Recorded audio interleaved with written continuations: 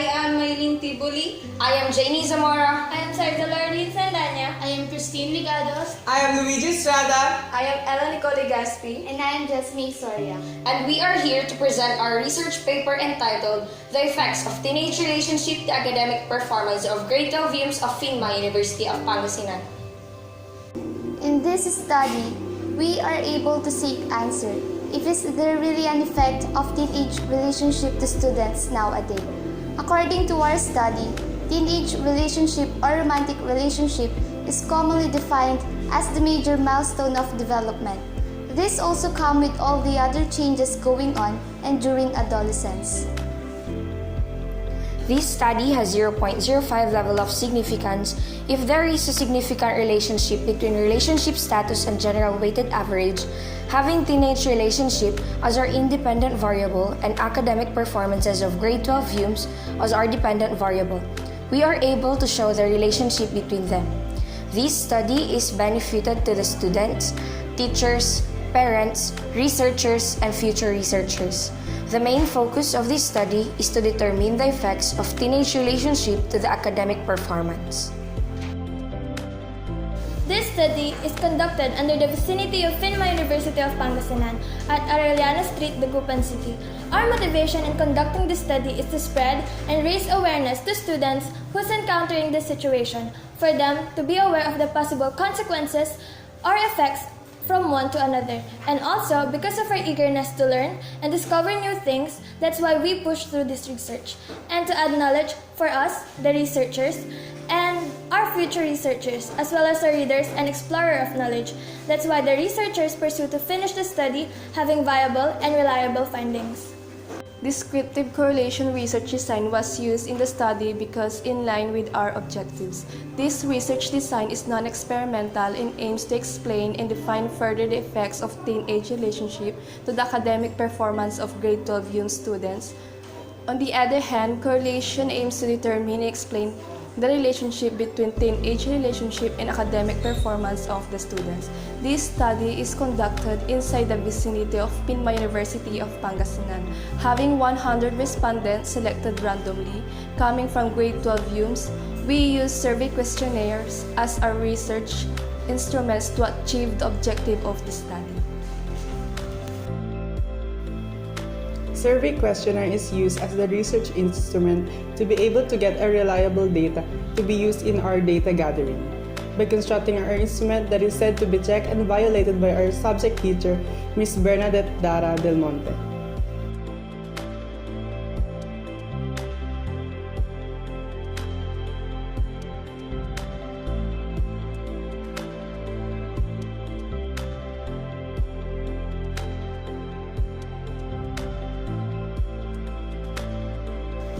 Next is to seek approval by means of letter by my researchers for be allowed to float our surveys questionnaires to a gathering needed data.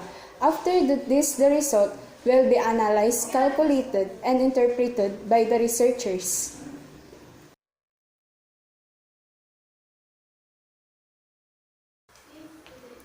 This study stands not only to educate students and give an answer to our research problem, but also this stands to be awareness for every student on the possible effect of teenage relationship and how one can affect the other if there will be improper time management. Also, this is to open the minds not only for the students, but also to parents, teachers, and school administrators to be fully open to the concerns of the students and to guide and educate them in their chosen courses of action. This study is important and it contributes in the society, especially to the students, as well as for the young ones who are in a relationship, for them to be aware and for them to know how to balance their academic and relationship aspect. It gives realization to students how education is important than the other way around, on how education can facilitate learning or the acquisition of knowledge, skills, value, belief, and habits of a student. This also enlightens parents to guide and educate their children about teenage relationship, and for the teachers to continue guiding and to be more open to students about this matter, educating them the right actions they can do, and for the school administration to give equality to students and show them what education can do for the future.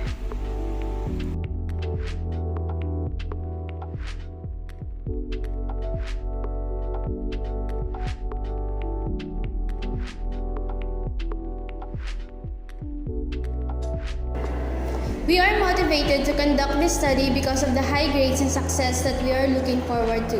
Having this of motivation makes you inspire and finish your research study well.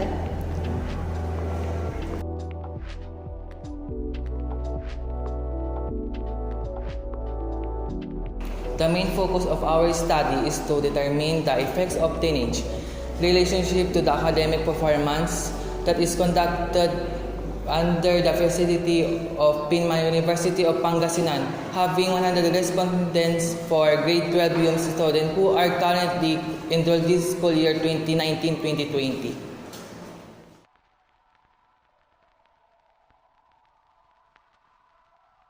These studies' potential limitations are the following. First is the lack of previous research studies about our topic. We find it difficult to look for a review of related literature. The second limitation is having a conflict with the schedules in conducting the survey. Our respondents are having their class, and also we, the researchers, also have classes. It is better for our research if our sample size is bigger for a more accurate result. Also, we had a hard time choosing what instrument or method should be used in interpreting the analysis.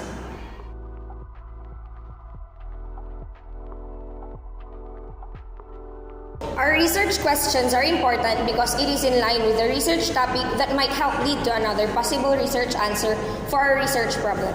Wherein, without research questions, it is impossible to progress further with the research, especially in the data gathering. It is interesting because most of the students are in a romantic relationship, so this might interest them to read our topic and answer our floated questionnaires because students nowadays are more interested about this, more than their studies.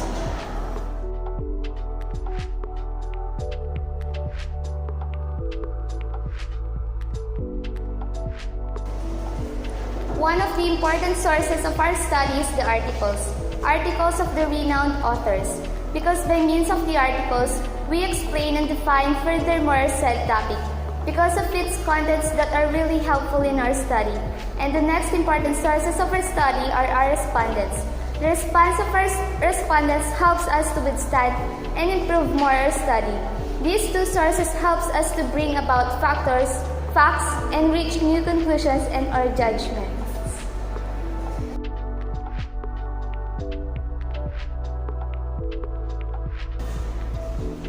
To be able to come up with reliable data finding, we use descriptive correlation design to formulate survey questionnaires and floated under the vicinity of PHINMA University of Pangasinan, inside the classroom of grade 12 HUMSS, having 100 respondents selected randomly. Lastly, to be able to come up with definite conclusion, we use frequency count and percentage distribution, average weighted mean, and chi-square test of independence are statistically true.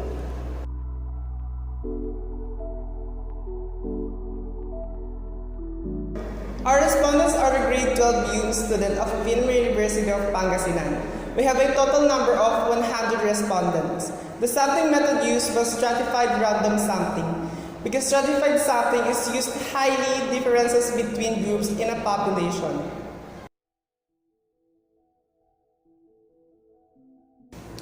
The measurement instrument used was survey, because it has a clear purpose, easy to conduct, and produce accurate and reliable data suitable for our study.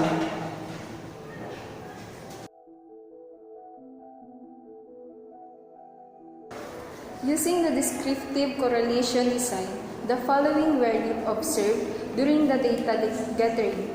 There are negative and positive effects of teenage relationship to their academic performances. Some of the negative effects are being absent-minded in class, and some prioritize their relationships over their academic rank mark.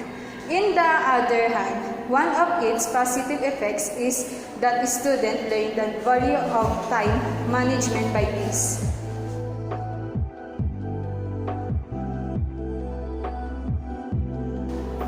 I I think the original about our study or research is our title because we think this wisely before we decide to conduct the study. Then we, the researchers, know that in our generation, many of students, specifically the teenagers, are in a relationship. That's why we want to know if this earlier relationship is an effect of their academic performance.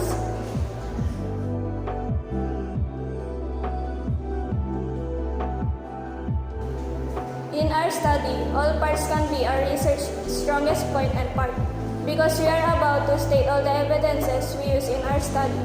And also, we the researchers make sure that our study is viable enough to use. We believe that our study's weakest part and weak point is when we are conducting a survey because not all our respondents participated properly in the questionnaire we had loaded.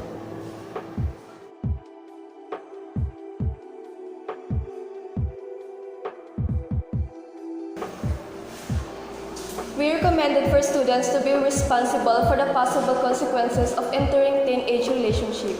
Be aware of the effects of this to your academic performance. You should always put your academics in your priority schedule and also find time for your partner because communication is a must in a relationship. Be aware of your time management schedule. It should be always balanced for future researchers continue and expand this certain research in order to attain a lot of information to be done with you and conduct a study again, and also for the guidance of the parents and teachers.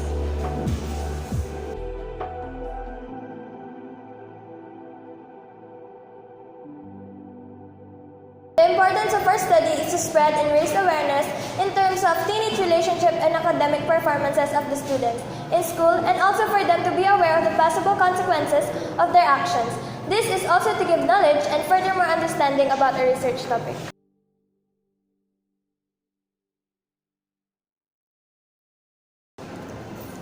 For us, if we are able to conduct the study again, we will choose the same way as we conducted the study, because by this, we are able to build a strong foundation of teamwork and we are able to cooperate and understand the ideas and thoughts of one another. And lastly, we are able to hear the thoughts of others as well as accepting our mistakes in our works.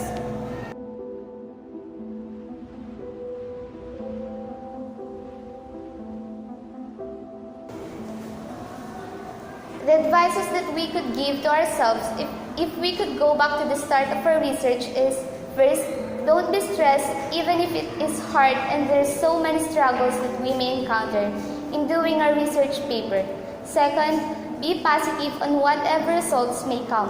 And lastly, don't rush things. We should do our research before the said deadline, because if we rush things, we can't do our research properly and that would be a big problem. So don't rush things and we can do it together as a group.